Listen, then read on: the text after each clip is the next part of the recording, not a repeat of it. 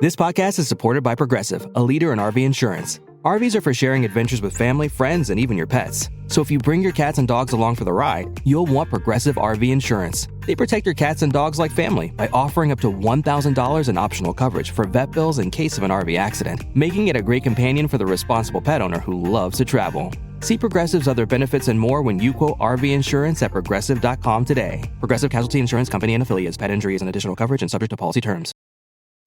I'm Cindy Lauper with fellow Cosentix advocate, Chef Michelle Bernstein. We'll share our experiences with plaque psoriasis, with psoriatic arthritis, and Dr. Panico will talk about the possible connection.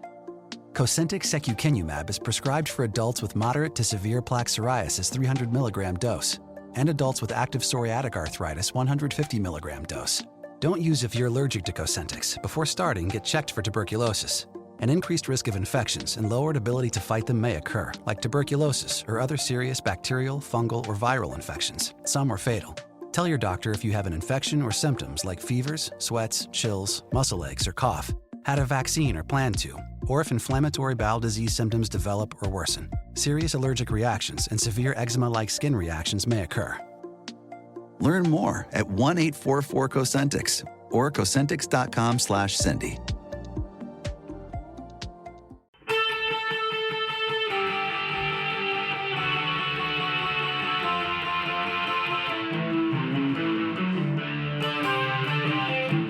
This is the Daily Blast from the New Republic, produced and presented by the DSR Network. I'm your host, Greg Sargent.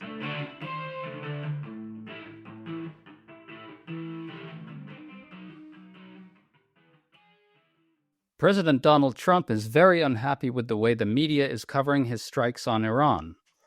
On Truth Social, he exploded in fury at specific reporters for daring to suggest that the strikes might not have destroyed Iran's nuclear program completely. We think this exposes potentially serious political vulnerability for Trump. Questions are mounting about the lack of intelligence indicating that Iran's nuclear program posed an imminent threat, and some reports have raised serious questions about his initial declaration of success in destroying the program completely. Trump thought he could scam his way through this by declaring absolute undiluted triumph with the bombing mission, and then counting on Republicans in Congress to help him prevent any hard questions from being asked. His anger at independent truth-seeking on the matter, however, calls this into serious question. Today we're discussing this with Congressman Sean Casten, Democrat of Illinois, who has been making a strong case that Trump has committed impeachable offenses by bombing Iran without congressional authorization. Congressman Casten, thanks so much for joining us. Pleasure to be here, Greg. So let's start with Trump's bizarre, angry eruption on Truth Social. He said the following, quote, "The sites that we hit in Iran were totally destroyed and everyone knows it. Only the fake news would say anything different in order to try and demean as much as possible." And then Trump smeared Anderson Cooper as Allison Cooper, an apparent anti-gay slur, and attacked ABC's John Carl and NBC News and a couple others. He called them all sleazebags. What's your immediate thought on this, Congressman? Candidly, my immediate thought is that once again we have to pretend that Trump is someone who might be telling the truth, or is not just a small venal man. If he wasn't the president of the United States, we would be ignoring all this. Because he is, we have to talk about it. If you just take sort of the substance of the claim. The initial claim was that we dropped a bomb went boom. It was a very successful mission. That on its face, I think just purely as a matter of sort of military strategy, you couldn't possibly know at the time you dropped the bomb. Like, you need to go in there. Oh, I don't know, like maybe suppose if we had a group of international inspectors who could access the facility and inspect things that was negotiated, with a multinational coalition, that would be a way you might know that sort of stuff. As it is, what we know is that we blew it up. I'm no smarter than anybody else is. We've seen, what appear to be trucks coming in and out of Fort Allen the day before. I don't know what's in there. Like we'll find out in the fullness of time. But I think if the goal was to destroy Iran's nuclear capability, to preserve intel and to make sure that you had options to go after it afterwards, I think you would be communicating in a much more cautious way right now than the way he's communicating. Congressman, the other reason this Trump eruption seems so questionable is that there do appear to be serious questions about what's happened to Iran's enriched uranium. NBC reported that the whereabouts of 880 pounds of uranium enriched to 60% is currently unknown. So I strongly suspect that one reason Trump is raging at the media is because media figures are pointing out that. And this is seriously problematic for him. Can you talk about the status of that and how important is it? What was the purpose of the strike? If we take the, Colin Powell's thing of before you're going to attack another country, you need to have a clear, a clearly stated strategy and a clear, exit strategy at the back end. Trump's first statement said that the purpose was to help Netanyahu. He then later said this was imminent. He then started talking about regime change. If we take his first statement that this was about helping Netanyahu, and Netanyahu said that the purpose was to get rid of their nuclear program, then we'd like to know if it succeeded on those metrics, right? Yeah. And I suspect that's why he's so vulnerable on that question and that reporting, particularly since some of it has suggested that his own unhinged Truth Social posts, if indeed that was what triggered Iran to be cautious, he might be the reason for this being a less effective attack. I don't know.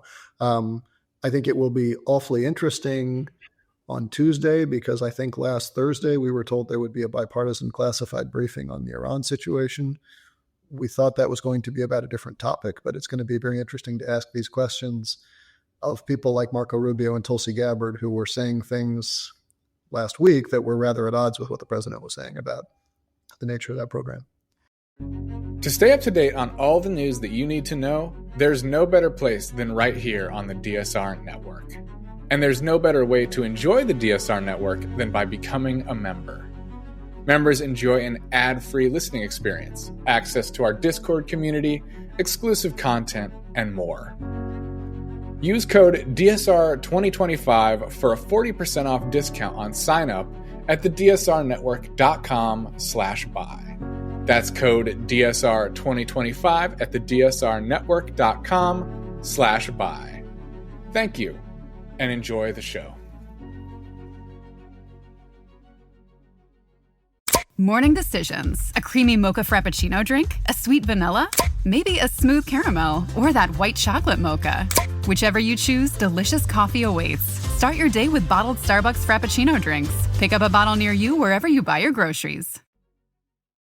Well, just to underscore what you said there, the point you raised, I think, is that Trump's own tweets seem to have tipped off Iran in certain ways that forced the defense establishment to kind of compensate to deal with the problem that Trump himself had created. And so your point is well taken that Trump has underscored his own vulnerability here, because if it turns out that the enriched uranium was moved in part due to Trump himself, his own tweets, then it would seem to be an extreme point of vulnerability for him, no?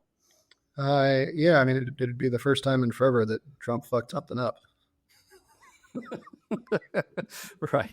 Well, let's talk about House Speaker Mike Johnson for a sec. He said that the strikes were justified. Senator Chris Murphy then said on Twitter that he got briefed on the same intelligence that the speaker did and said there was no imminent threat.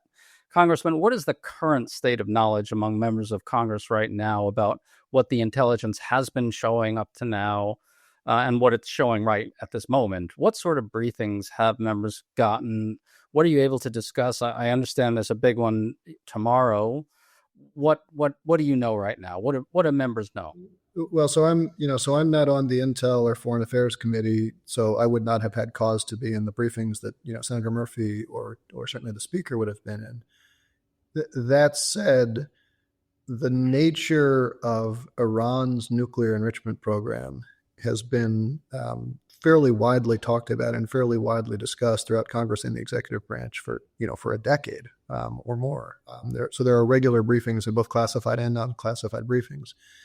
And I think it's safe to say that none of the briefings that I've been in are in any way at odds with what people like Director of National Intelligence Tulsi Gabbard and Acting National Security Advisor Marco Rubio were saying in the weeks before the attack.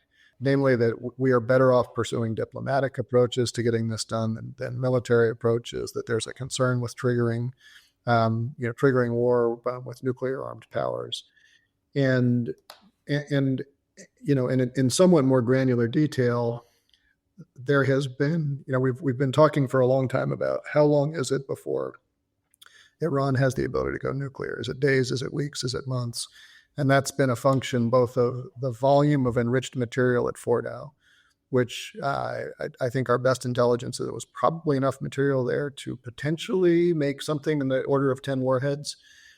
Then whether that enriched material was in a position to be mounted on a warhead, which I've not heard anything to suggest it was yet, and then whether that warhead could be put onto a delivery system that could have, reached Israel, much less, into the United States. I don't think there's any evidence that Iran has any kind of a delivery system that could reach the homeland. So this is, a short horizon threat to Israel, beyond like the realm of planning threat to the United States, at least on the homeland.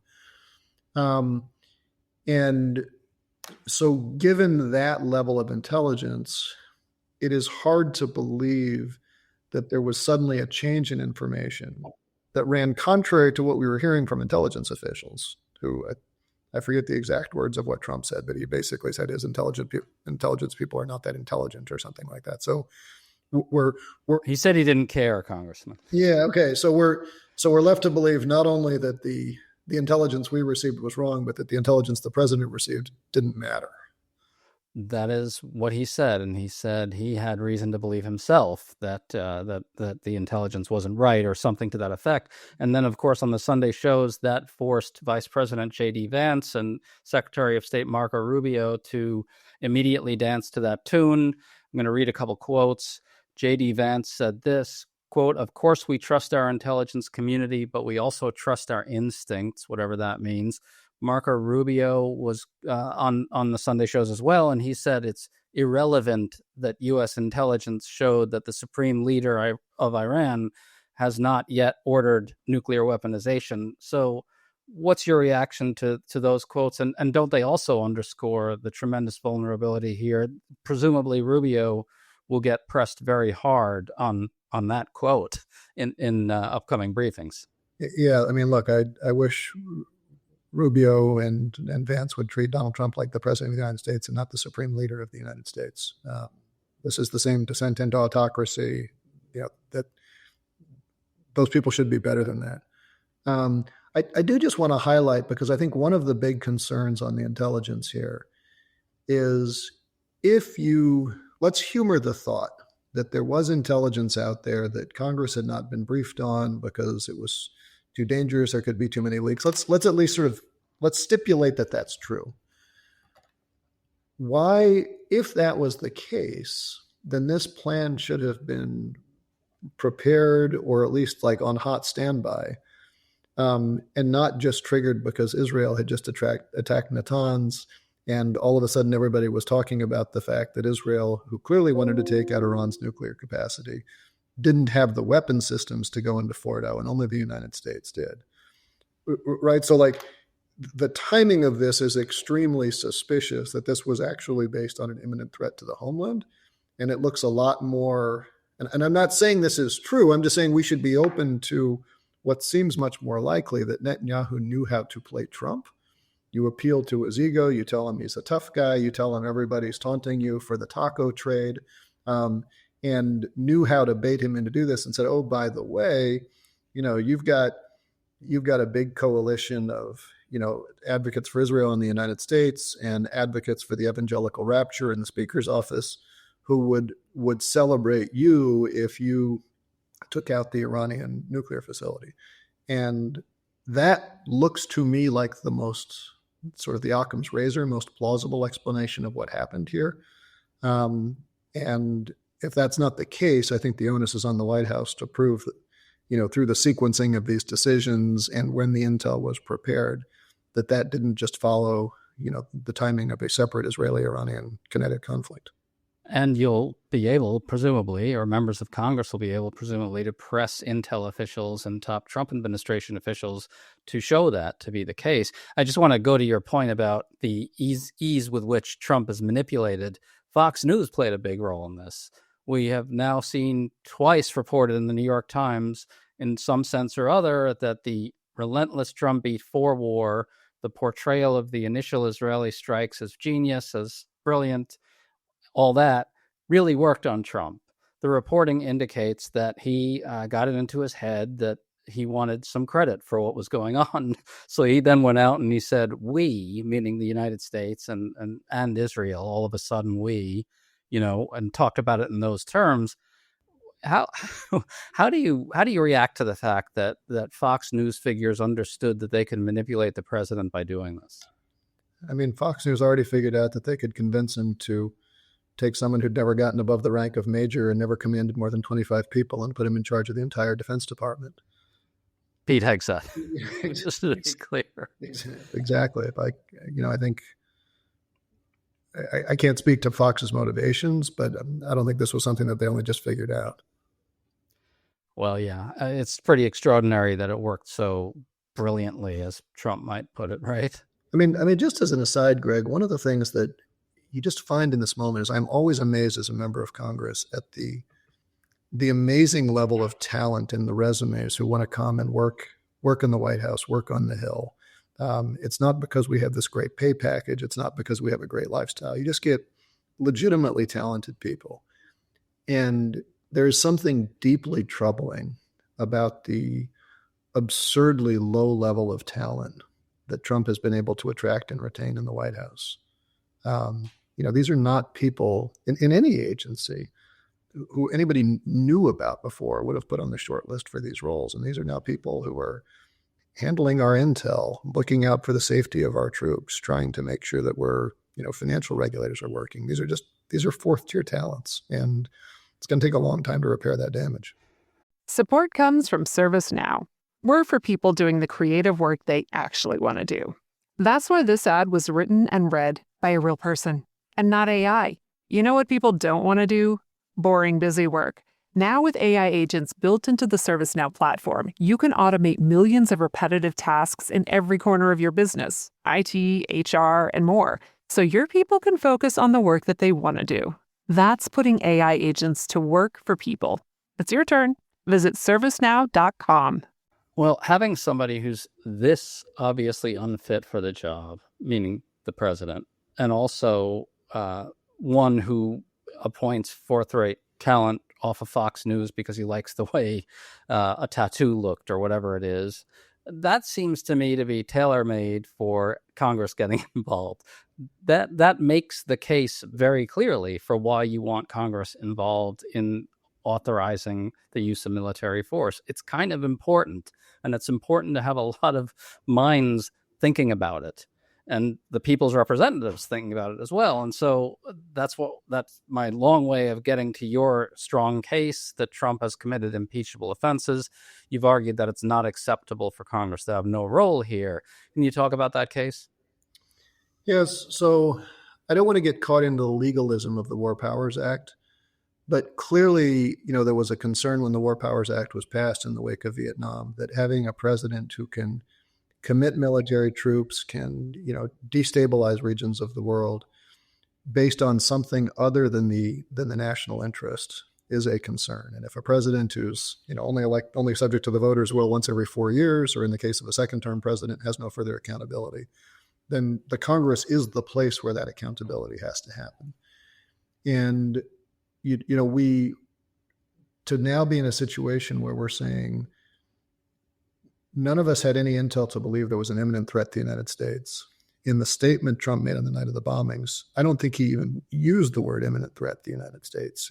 He said this was for his friend Netanyahu and for God. Whatever it wasn't consistent with looking out for the interests of the American people. One can imagine what he thought, would be in his short-term political interests.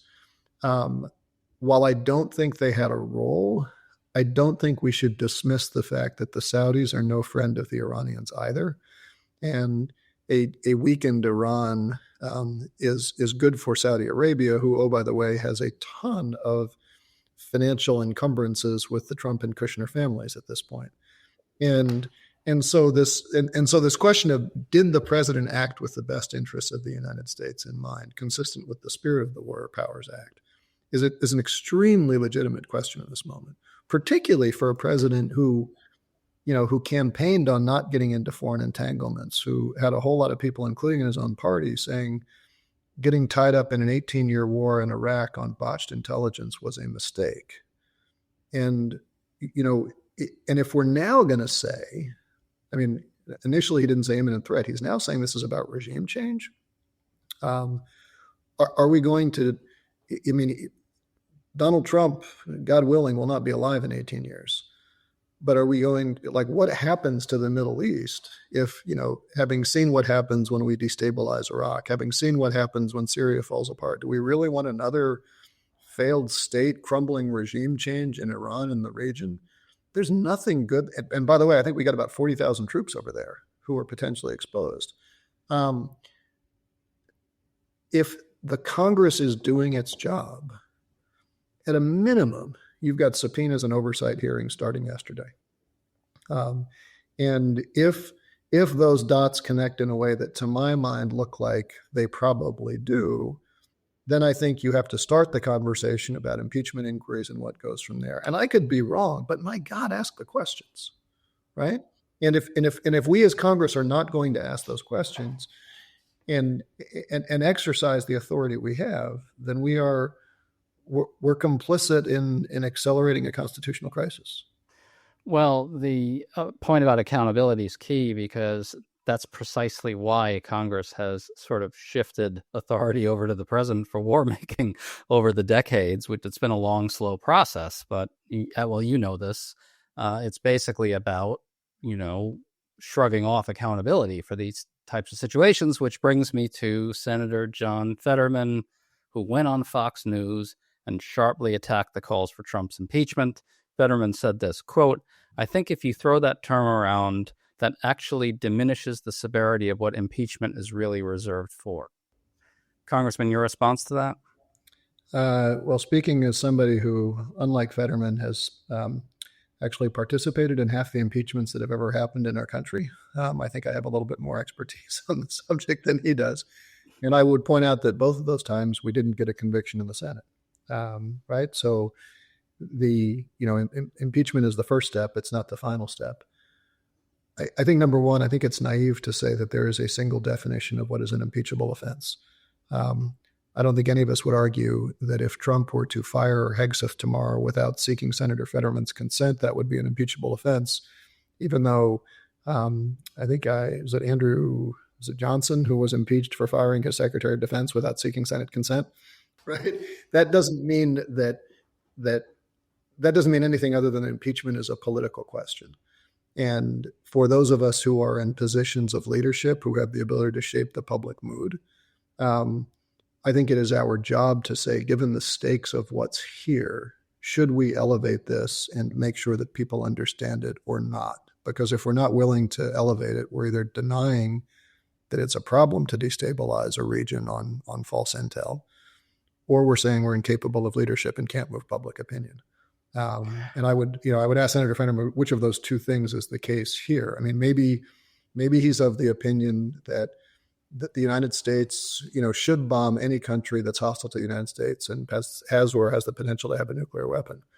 Well, if that's the case, then the president can bomb North Korea without seeking our consent. Is France an ally today? Right? As Trump, does the president have the ability to bomb France? Right? Clearly that's insane. But what is the unique condition here that says that he could bomb an Iranian nuclear facility without seeking our consent, without giving us intel, and make that case to the public? Because I don't think you can make it. I agree. And in fact, I'd go maybe further and say that I think Senator Fetterman is doing the thing we were talking about earlier, which is dodging accountability here. He doesn't seem to have a problem with Congress not voting on whether this should be authorized or not, on whether this major military action, which could have enormous destabilizing consequences and other terrible consequences for the country, has a vote or not. He doesn't care. Yeah, and I mean, let me try to make the argument on Trump's side, but I don't think it applies to Fetterman's argument. There are any number of cases we can point to in history with CIA black ops that didn't get congressional consent, or or attacks on non-state terrorist actors, whether the Houthis, MS-13, where those didn't get congressional consent. I am hard pressed to think of a scenario where a president attacked another nation state, said it was for regime change specifically, even if he didn't say it was for regime change, did something that was sort of innate to that nation's core identity, and did that without seeking congressional consent beforehand. We can argue whether we should have given him consent to invade Iraq, but he did seek consent to go to Iraq and ultimately got it. I think that's the closest parallel we have. And so if you take Fetterman at his word, this would be not only a gross dereliction of congressional duty, but a huge expansion of existing power to the executive branch beyond what Congress has ever done before, rightly or wrongly. Because it's saying you can now you could just directly attack another sovereign nation in ways that risk destabilizing that entire country without so much as a conversation with Congress. We may have disagreements on policy, but we cannot have disagreements on whether Congress should be a co-equal branch that acts as a check and balance on the other branches. Congressman Sean Casten, well said. Thanks so much for coming on with us today. We really appreciate it. Thank you, Greg. Pleasure to talk to you.